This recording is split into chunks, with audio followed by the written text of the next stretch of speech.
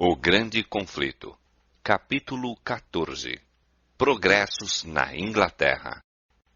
Enquanto Lutero abria ao povo da Alemanha a Bíblia, que até então estivera fechada, Tyndale era impelido pelo Espírito de Deus a fazer o mesmo pela Inglaterra. A Bíblia de Wycliffe fora traduzida do texto latino, que continha muitos erros. Nunca havia sido impressa, e tão elevado era o custo dos exemplares manuscritos, que, a não ser homens abastados ou nobres, poucos poderiam adquiri-los. Demais, sendo estritamente proscrita pela Igreja, tivera a divulgação relativamente acanhada. Em 1516, um ano antes do aparecimento das teses de Lutero, Erasmo publicara sua versão grega e latina do Novo Testamento. Agora, pela primeira vez, a palavra de Deus era impressa na língua original. Nesta obra, muitos erros das versões anteriores foram corrigidos, dando-se mais clareza ao sentido. Levou muitos dentre as classes cultas a melhorar conhecimento da verdade e deu novo impulso à obra da reforma. Mas o povo comum ainda estava, em grande parte, privado da palavra de Deus. Tyndale deveria completar a obra de Wycliffe, dando a Bíblia a seus compatriotas. Como estudante diligente e ardoroso investigador da verdade, recebeu o Evangelho do Testamento grego de Erasmo. Destemidamente pregou suas convicções, insistindo em que toda a doutrina fosse provada pelas Escrituras. A pretensão romanista de que a Igreja dera a Bíblia e de que somente ela a poderia explicar, respondeu Tyndale: Sabeis quem ensinou as águias a encontrar a presa?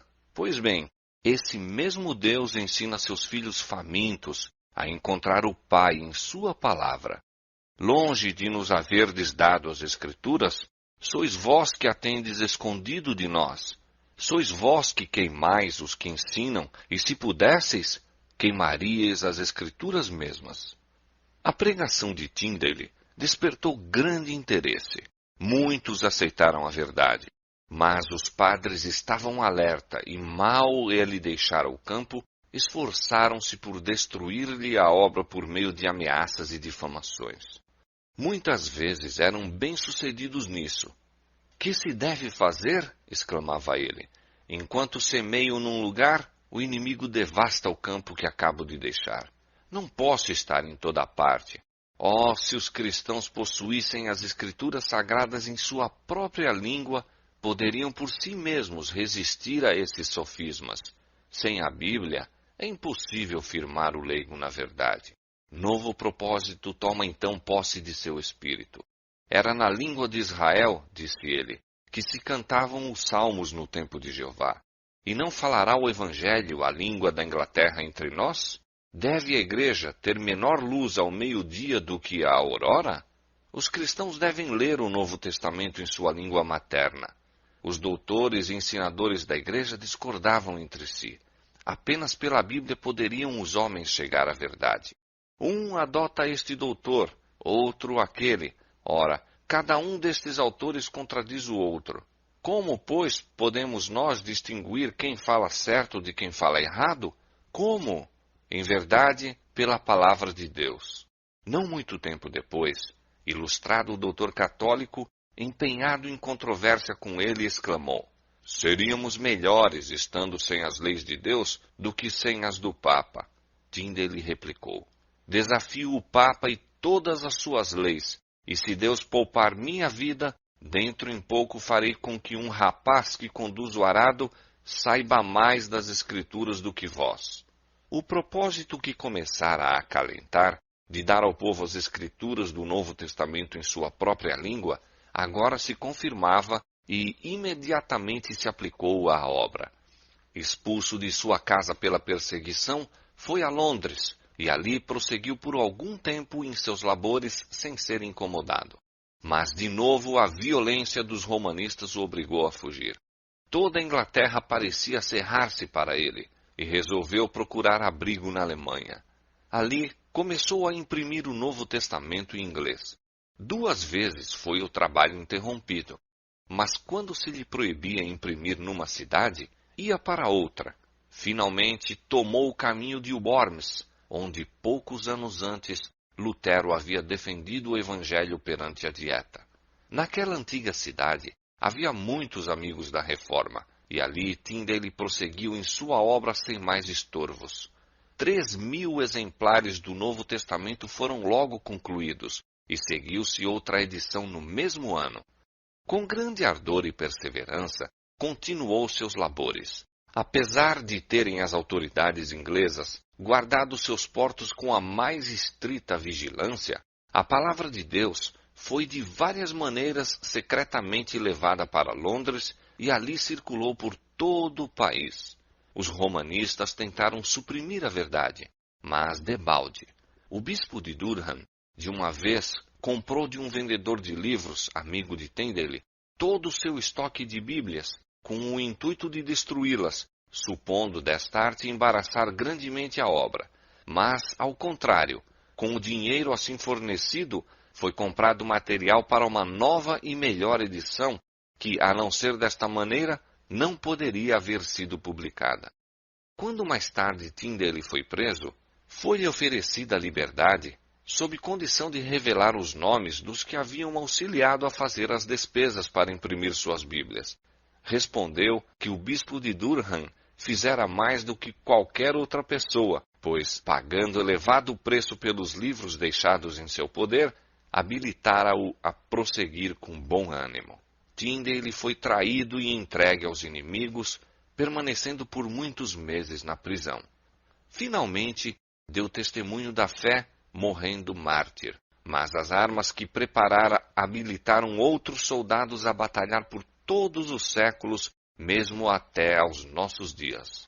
Latimer sustentava do púlpito que a Bíblia deveria ser lida na língua do povo. O autor da Escritura Sagrada, disse ele, é o próprio Deus, e esta Escritura participa do poder e da eternidade de seu autor. Não há rei, imperador, magistrado ou governador que não tenha o dever de obedecer à sua santa palavra. Não tomemos quaisquer atalhos, mas dirijamo-nos à palavra de Deus.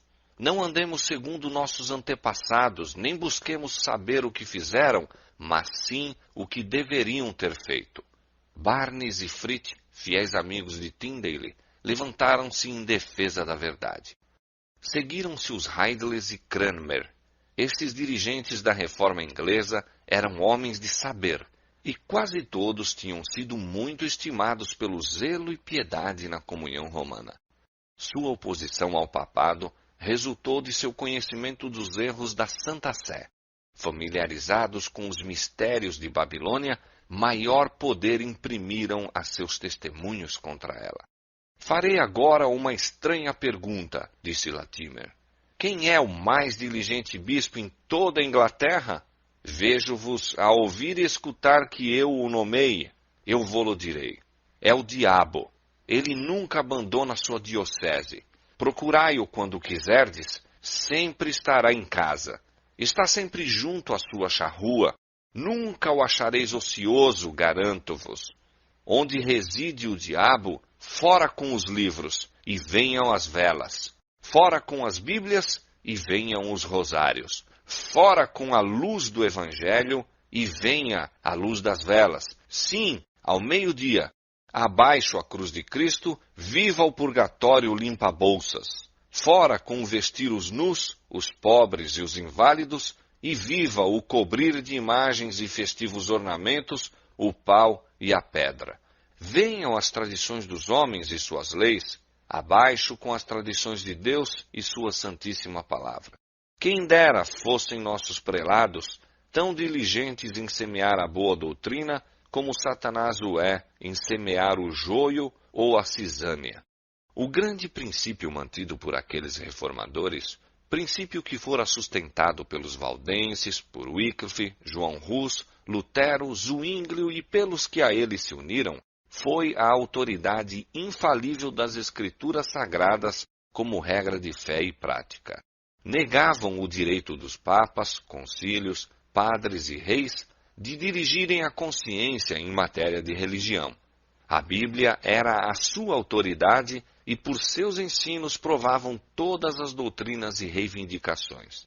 A fé em Deus e em sua palavra sustentava aqueles homens santos, ao renderem eles a vida num instrumento de tortura. Consola-te, exclamou Latimer a seu companheiro de martírio, quando as chamas estavam a ponto de fazer silenciar-lhes a voz. Acenderemos neste dia na Inglaterra uma luz que, pela graça de Deus, espero jamais se apagará. Na Escócia, a semente da verdade espalhada por Columba e seus cooperadores nunca foi totalmente destruída. Durante séculos, depois de as igrejas da Inglaterra se submeterem a Roma, as da Escócia mantiveram sua liberdade. No século XII, entretanto, o papado se estabeleceu ali e em nenhum país exerceu mais absoluto domínio. Em parte alguma, eram mais profundas as trevas.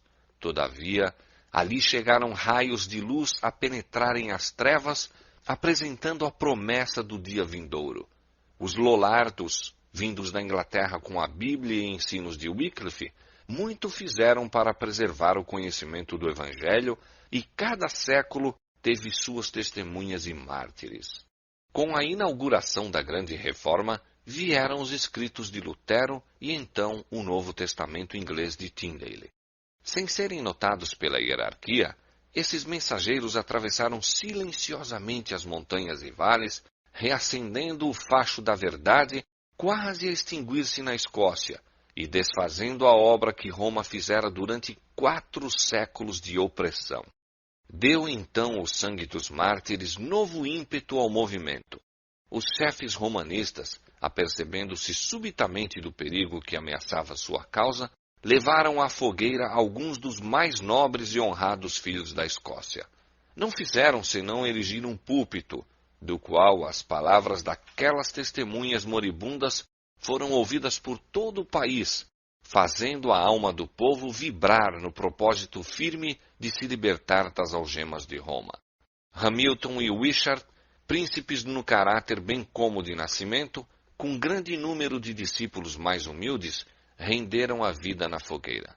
Mas de junto da pira ardente de Wishart, veio alguém a quem as chamas não reduziriam ao silêncio, alguém que, abaixo de Deus, vibraria o golpe de morte ao domínio papal na Escócia.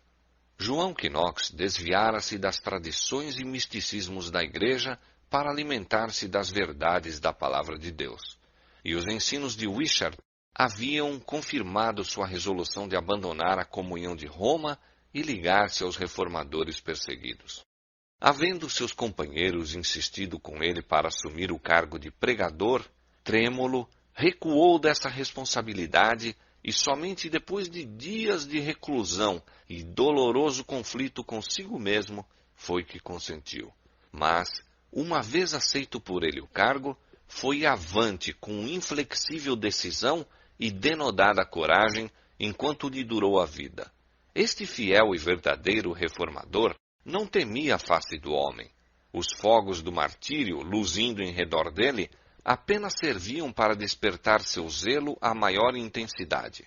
Com o machado do carrasco pendendo ameaçadoramente sobre a cabeça, manteve-se em seu terreno, desfechando vigorosos golpes à direita e à esquerda para demolir a idolatria. Quando posto face a face com a rainha da Escócia, em cuja presença o zelo de muitos dirigentes do protestantismo se haviam abatido, João Knox deu seu testemunho inquebrantável da verdade. Não seria ganho por meio de carinhos, não se subjugaria diante de ameaças. A rainha acusou-o de heresia. Ele havia ensinado o povo a receber uma religião proibida pelo Estado, declarou ela, e transgredir assim o mandamento de Deus, que ordena aos súditos obedecer a seus príncipes. Knox respondeu firmemente: como a religião verdadeira não deriva dos príncipes mundanos, a força original nem a autoridade, mas sim do eterno Deus, unicamente, não são assim os súditos obrigados a moldar sua religião segundo o sabor dos príncipes. Pois muitas vezes acontece que os príncipes são os mais ignorantes de todos no tocante à verdadeira religião de Deus. Se toda a semente de Abraão houvesse sido da religião de Faraó, de quem foram súditos durante muito tempo, pergunto-vos, senhora, que religião teria havido no mundo? Ou se todos os homens nos dias dos apóstolos houvessem sido da religião dos imperadores romanos, que religião teria havido sobre a face da terra? E assim, senhora, podeis compreender que os súditos não são obrigados a ter a religião de seus príncipes, conquanto se lhes recomende prestar-lhes obediência, disse Maria. Interpretais as Escrituras de uma maneira, e eles, os ensinadores católicos romanos, interpretam-nas de outra. A quem deverei crer e quem será juiz?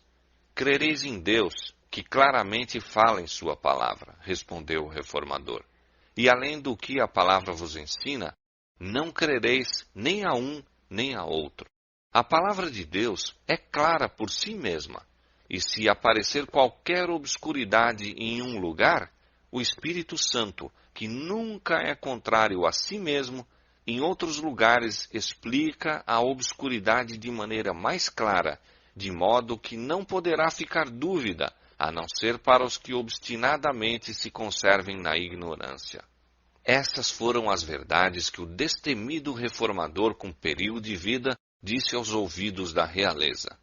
Com a mesma denodada coragem, manteve seu propósito, orando e ferindo as batalhas do Senhor, até que a Escócia ficou livre do papado.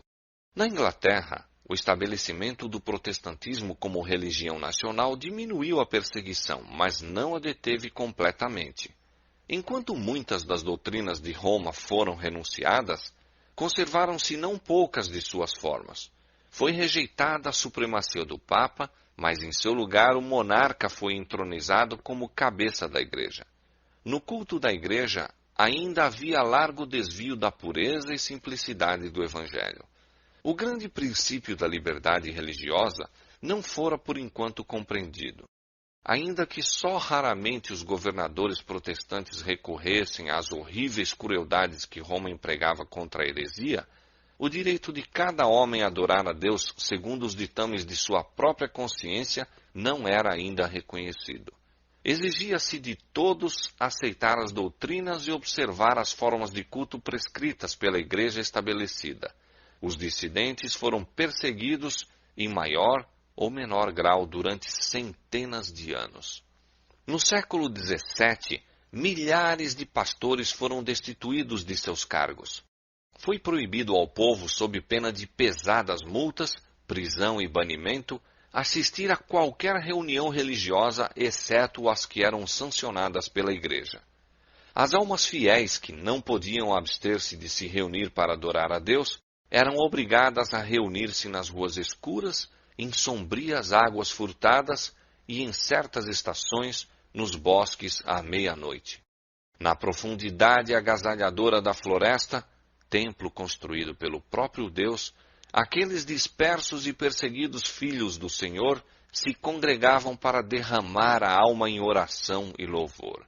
Mas, a despeito de toda a precaução, muitos sofreram pela fé. As cadeias estavam repletas, as famílias eram divididas. Muitos eram banidos para países estrangeiros. Contudo, Deus estava com seu povo, e a perseguição não conseguia fazer silenciar-lhes o testemunho. Muitos foram impelidos para a América do Norte, através do oceano, e ali lançaram os fundamentos da liberdade civil e religiosa, que tem sido o baluarte e glória desse país.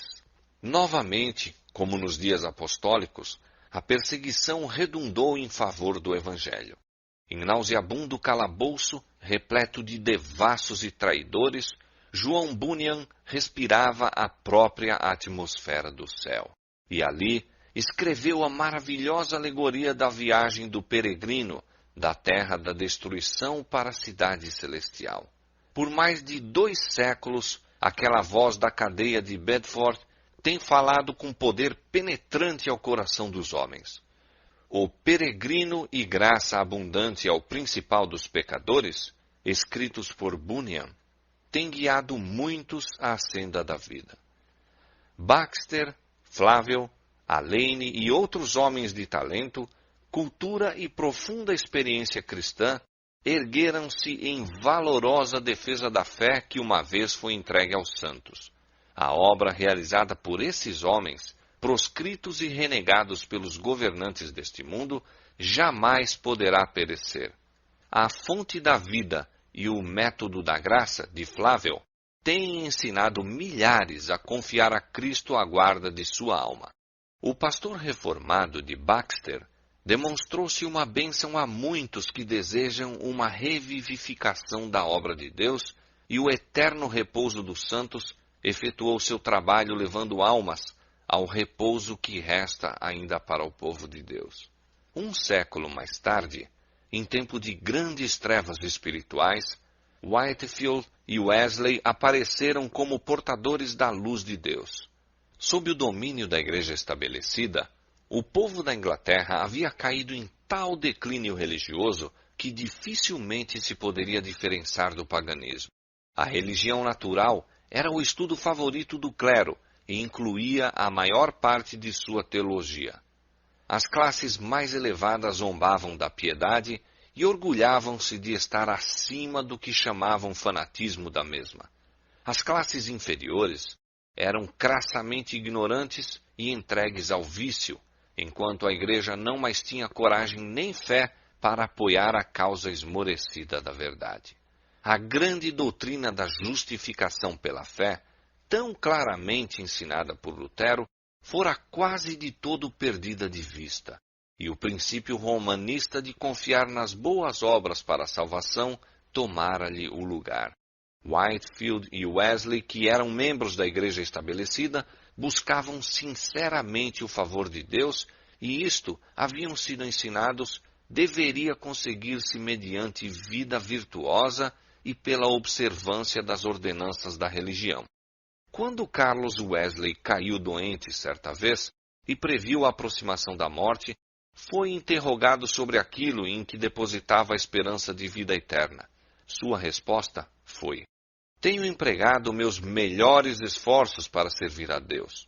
Como o amigo que fizera a pergunta parecesse não ficar completamente satisfeito com a resposta, pensou Wesley: pois que? Não são meus esforços razão suficiente para a esperança? Despojar-me-ia ele de meus esforços? Nada mais tenho em que confiar. Tais eram as densas trevas que haviam baixado sobre a igreja, ocultando a obra de expiação, despojando a Cristo de sua glória e desviando a mente dos homens de sua única esperança de salvação, o sangue do Redentor crucificado. Wesley e seus companheiros chegaram a ver que a verdadeira religião se localiza no coração e que a lei de Deus se estende tanto aos pensamentos como às palavras e ações. Convictos da necessidade de pureza de coração, bem como da correção da conduta exterior, buscaram com zelo levar uma nova vida. Com oração e diligentes esforços, aplicavam-se a subjugar os males do coração natural. Viviam vida de renúncia, caridade e humilhação, observando com grande rigor e exatidão todas as medidas que julgavam lhes pudessem ser de auxílio para obter o que mais desejavam, a santidade que conseguia o favor de Deus, mas não alcançaram o objetivo que procuravam. Baldados foram seus esforços para se libertar da condenação do pecado ou para lhe quebrar o poder. Essa foi a mesma luta que Lutero experimentara em sua cela, em Erfurt. A mesma questão lhe torturara a alma. Como se justificará o homem para com Deus? Jó 9:2. Os fogos da verdade divina, quase extintos sobre os altares do protestantismo, deveriam reacender-se do antigo facho legado através dos séculos pelos cristãos boêmios. Depois da Reforma, o protestantismo na Boêmia fora calcado a pés pelas hordas de Roma. Todos os que se recusavam a renunciar à verdade foram obrigados a fugir. Alguns destes, encontrando refúgio na Saxônia, ali mantiveram a antiga fé. Foi dos descendentes desses cristãos que a luz chegara a Wesley e a seus companheiros. João e Carlos Wesley, depois de serem ordenados para o ministério, foram enviados em missão à América. A bordo do navio havia um grupo de morávios.